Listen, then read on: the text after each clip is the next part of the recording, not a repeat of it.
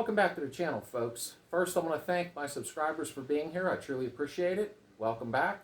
And if you've not yet subscribed, don't forget to do so and hit a like on the video. Today, we're going to do the oil pressure relief valve system, and I'm going to do a couple little upgrades to it.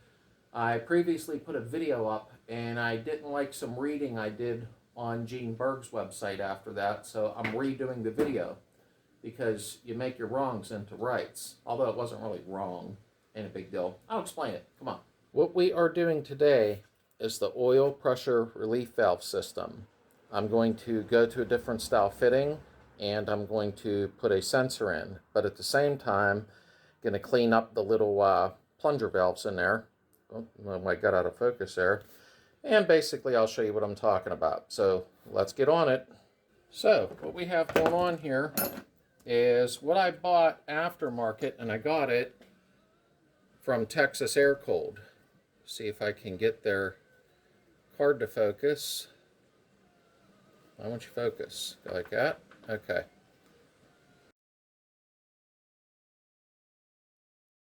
That's their card they sent me with my parts. Very good people.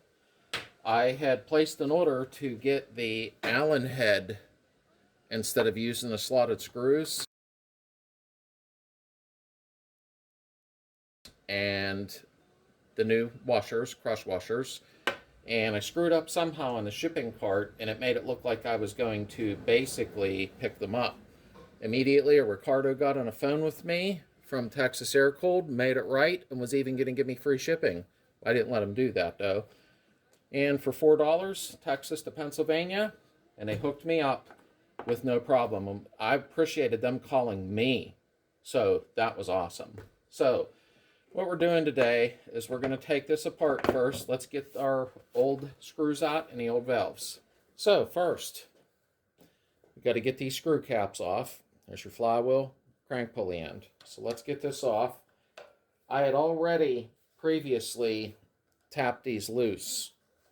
There's multiple ways you can do it, but I tapped these loose because they've been in there for a while, and that's why we are changing over from this style to the Allen head style. Okay, get our spring out of there, and our little plunger. That's the back one, or the front one, depending on which direction you're at, because this would be the flywheel side. Now this one near the crank pulley has a stiffer and longer spring, so don't get your face close and poke yourself in the eye. See what I mean? All right. Get your magnet down in there. Come on, get on there. And out it comes. Now, I've heard of some guys having a lot of problems getting the plungers out. So if you do, there's multiple methods for that. I've seen some guys put a tap down in there and slightly tap it and pull it out. Some guys use a screw, but watch what you're doing down inside of there. Now, I've already done this, but clean these chambers out real good. Make sure they're nice and smooth so your plunger moves up and down, your piston, so to speak, real smooth in there. So let's go over to the workbench. So what we have here, that is a temperature sensor for a VDO oil temperature gauge. This, unlike my previous video, after doing research, I'll talk about it when I get to the engine in a minute, is going to get swapped out to the other side.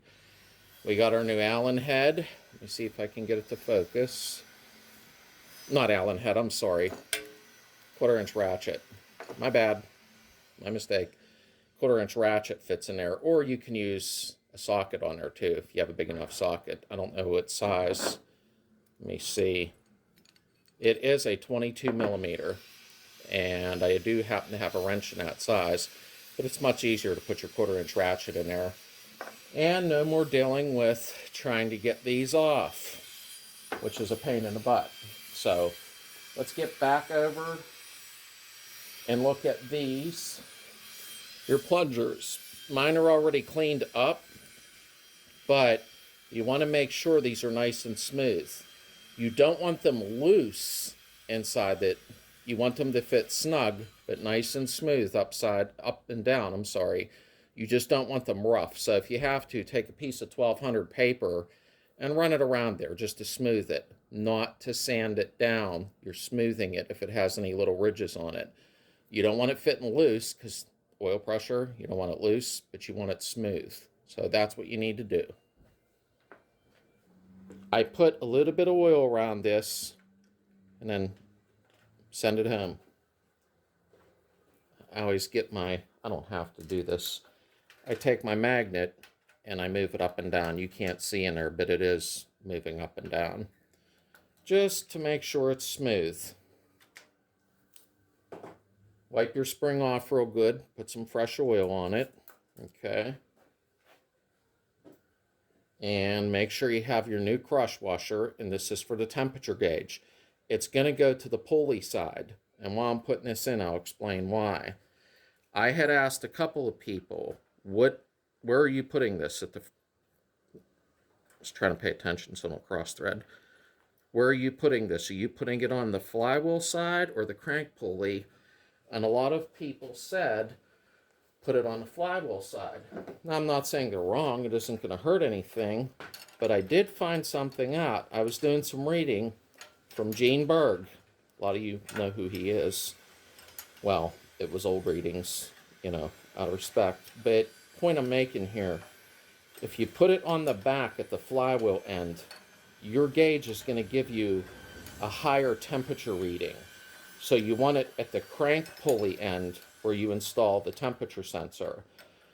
He did a test or a theory on it, and it said when mounted at the back with a candy thermometer in the dipstick tube, so to speak, I think that's where Mr. Berg had it, he noticed that the temperature was much higher, so the sensor was giving a false reading, and it was something like 40 degrees.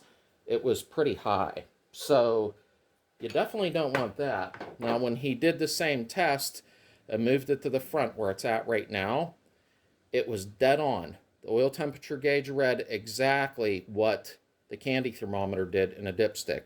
Put it on the crank pulley side. We are at the back, near the flywheel. I had already cleaned this piston up, or plunger, whatever you want to call it.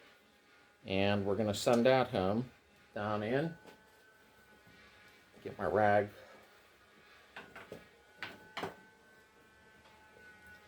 Put your spring in. Just make sure it's moving nice and smooth. I'm weird. I double and triple check everything, but I'm moving it up and down with my magnet. Now, you don't want it loose, like side to side, but you want it smooth.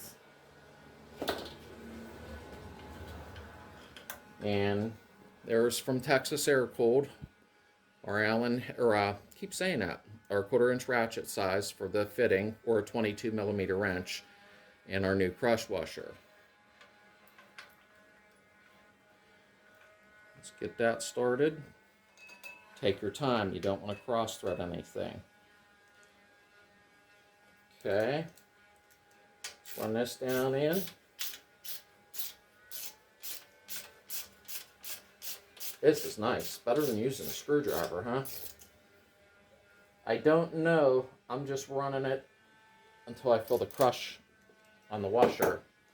So basically, check the torque yourself in your Bentley. I'm not sure what it is. I'm going to go over and check it later. But I don't like to give torque specs out on a channel because sometimes people argue with you and they go, no, it was this, and now my motor broke. So I don't give torque specs out. Normally I don't. Okay, that's it for that.